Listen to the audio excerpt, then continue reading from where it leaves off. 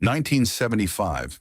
In a Kodak lab in Rochester, New York, a 24-year-old engineer finished building a device nobody had asked for. It weighed nearly 4 kilograms. It captured a black and white image of 0.01 megapixels. And it took 23 seconds to record a single photo onto a cassette tape. It was ugly, it was slow, it was strange. And it was the first digital camera in history. The engineer took the invention to Kodak's leadership. The answer was polite, and it was fatal. That's cute, but don't tell anyone. Kodak controlled 90% of the film market in the United States. It was worth over $30 billion. It employed 145,000 people. It was technically untouchable. 37 years later, that same digital camera, the one Kodak itself invented and buried, drove the company into bankruptcy. What happened in those 37 years wasn't a technological defeat. It was a corporate suicide in slow motion.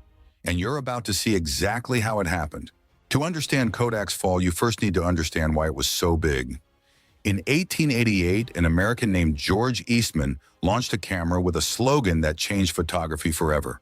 You press the button, we do the rest. Before Kodak, photography was for specialists. Glass plates, chemicals, heavy gear, technical knowledge. Eastman took all of that and turned it into a single gesture, pressing a button. The camera came loaded with film for 100 photos. You took the pictures, mailed the whole camera back to Kodak, and got your developed photos back. And the camera reloaded. But Eastman's genius wasn't in the camera. It was in the business model. The camera was cheap.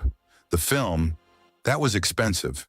And you had to buy film again, and again, and again, forever. Kodak didn't sell cameras. Kodak sold moments, and every moment needed film. They even coined a phrase for it: a birth, a wedding, a child's first step, a Kodak moment. The company didn't sell a product, it sold the way the world kept its memories. And for almost a century, nobody came close to competing. Through the 20th century, Kodak had no competitor. It had the market. At its peak, Kodak controlled 90% of all film sold in the United States and 85% of all cameras. Think about what that means. Almost every photo taken in America, every birthday, every graduation, every trip, passed through a Kodak product. The little yellow box of Kodak film was one of the most recognized brands on the planet, on the same level as Coca-Cola. By the 90s, the company was making almost $16 billion a year. It was worth over $30 billion. It employed 145,000 people across dozens of countries. The city of Rochester practically existed because of Kodak.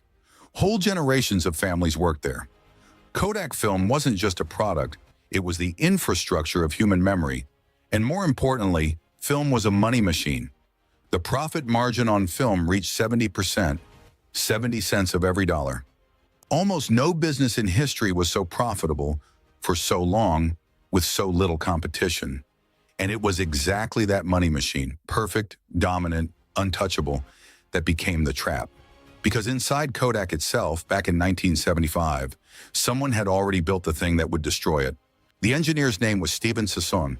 In 1975, he was given an almost irrelevant task inside Kodak to test whether a new kind of image sensor had any practical use. What he built was the world's first digital camera. No film, no chemistry, no developing. The image went straight to a tape and then to a television screen. When Sasson showed the invention to the executives, their reaction was revealing. They didn't ask, how do we make this better? They asked, why would anyone want to look at their photos on a television? And here's the point that changes everything. Kodak wasn't destroyed by failing to see digital. Kodak invented digital. It had the patent, it had the engineers, it had decades of advantage over the entire world. The problem wasn't technological, it was psychological. Because digital had one unforgivable flaw in Kodak's eyes. It didn't use film. And film was 70% margin. Film was the whole empire. Embracing digital fully meant destroying, with its own hands, the most profitable business in the company's history. Economists have a name for this trap. They call it the innovator's dilemma. It's when the right thing to do for the future is exactly the thing that destroys your profitable present. And almost no dominant company can choose the future. Kodak looked at the digital camera it had created itself. and decided it was safer to pretend it didn't exist. Through the 80s and 90s, Kodak did something that looked smart and was suicidal. Instead of betting everything on the digital it had invented, the company decided to protect film at any cost. Kodak did make digital cameras, but it priced them strangely, too expensive or with limited distribution, so they wouldn't cannibalize its own film sales. Think about the contradiction. The company was sabotaging its own product of the future to defend the product of the past, and when it finally decided it needed to grow beyond photography, it chose the wrong path. In 1988, Kodak bought Sterling Drug, a pharmaceutical company, for $5.1 billion. The logic was, we understand chemistry, and medicine is chemistry too. It was a disaster. In 1994, Kodak gave up and sold the pieces for far less than it paid. Meanwhile, on the other side of the world, one company looked into the same abyss and made the opposite decision.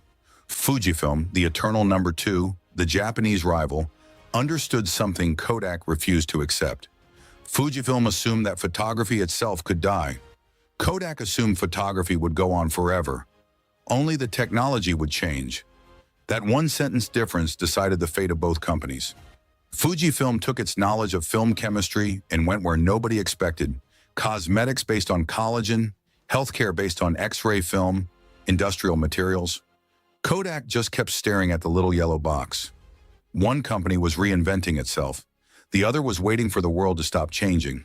By the late 90s, it became impossible to ignore. Digital had arrived for everyone. And here's the cruelest part of Kodak's story. For a brief moment, it almost won. In the early 2000s, Kodak actually became the leader in digital camera sales in the United States. It had the brand, the distribution, the recognition. It even bought a pioneering online photo sharing company. Years before Instagram existed, Kodak was literally sitting on top of the future. But it never truly believed in it. Every decision was half-hearted. Invest in digital but without giving up film. Sell digital cameras but don't let them eat the film. Buy photo sharing but never understand that it was the entire business of the future. Kodak treated digital as a product. Digital wasn't a product. It was the end of its product. And then came the final blow that nobody, not Kodak, not the camera industry, saw coming in time: the smartphone. When everyone got a camera in their pocket, the digital camera market Kodak had fought so hard to dominate simply evaporated. Kodak had spent 30 years afraid to kill its own film, and in the end, it wasn't even Kodak that killed it. It was a phone. The numbers of the 2000s were a free fall, film sales collapsing, losses piling up, mass layoffs in Rochester, the city Kodak had practically built. In January 2012, Eastman Kodak filed for bankruptcy. Chapter 11, nearly $7 billion in debt, the company that was worth over $30 billion, the company that dominated the world's memory for more than 100 years.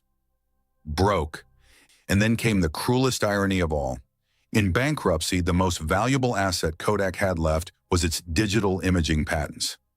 Exactly the technology it had invented in 1975 and buried. Kodak hoped to get more than $2 billion selling those patents. It got about $525 million. The invention that could have saved Kodak ended up sold off by weight in a bankruptcy auction to the companies that knew how to do with it what Kodak had been too afraid to do. Kodak came out of bankruptcy in 2013, but it came out smaller, unrecognizable, a commercial printing and chemicals company, a 100-year-old name hollowed out. The little yellow box still exists, but the empire it represented, that didn't come back. To understand the scale of Kodak's mistake, just look at the rival it always thought was inferior. Fujifilm, the same company that made film that faced the exact same death of the photography market, is today a multi-billion-dollar giant of healthcare, cosmetics, and materials. Same industry, same threat, same technology dying beneath its feet. One company went broke, the other thrived. The difference wasn't money, it wasn't talent, it wasn't technology, it was a single conviction. Kodak believed it deserved to keep dominating. That photography belonged to it, that the world would keep needing what it had always sold. And because of that conviction, it looked at the most important invention in its history, the digital camera, created within its own walls, and chose fear. What destroys an empire is almost never a lack of information. Kodak had the information, it had the patent, it had the future literally in its hands in 1975. What it lacked was the courage to destroy its own success before someone else destroyed it for them. The company that taught the world to keep its memories couldn't imagine a world different from its own. And that's not just Kodak's problem. It's the problem of every company, every person, who confuses yesterday's success with a guarantee of tomorrow. The past never guarantees the future, only the courage to change does. If you made it this far, you already understand something most people miss about Kodak. Kodak didn't lose to technology. It invented the technology. It lost to its own fear. Subscribe to Collapse Docs because next time I'll show you another empire that had everything it needed to win and chose to destroy itself from the inside out. And tell me in the comments, if you were Kodak's CEO in 1975, would you have had the courage to kill your own film to embrace digital?